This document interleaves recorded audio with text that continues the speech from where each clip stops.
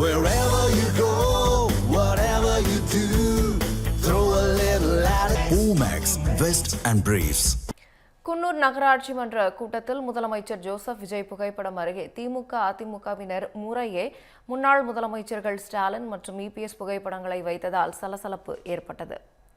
தமிழகத்தில் ஆட்சி மாற்றம் ஏற்பட்டதை அடுத்து அரசு அலுவலகங்களில் முதலமைச்சர் ஜோசப் விஜய் புகைப்படம் இடம்பெற்றுள்ளது.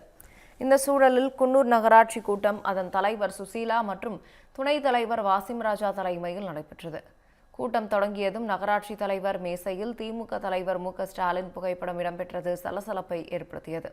மேலும் அறையின் முகப்பில் முதலமைச்சர் ஜோசப் விஜய் புகைப்படம் அருகே முன்னாள் முதலமைச்சர் ஸ்டாலின் புகைப்படத்தை வைக்க வேண்டும் என திமுக கவுன்சிலர்கள் வாக்குவாதம் செய்தனர்.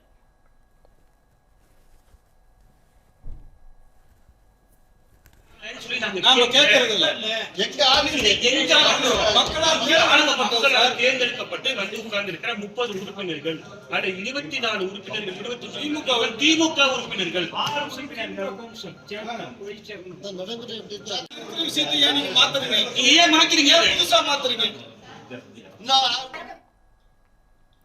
தொடர்ந்து தாங்களாகவே ஸ்டாலின் புகைப்படத்தை முதலமைச்சர் ஜோசப் விஜயின் புகைப்படம் அருகே வைத்து திமுகவினர் முழக்கமிட்டனர்.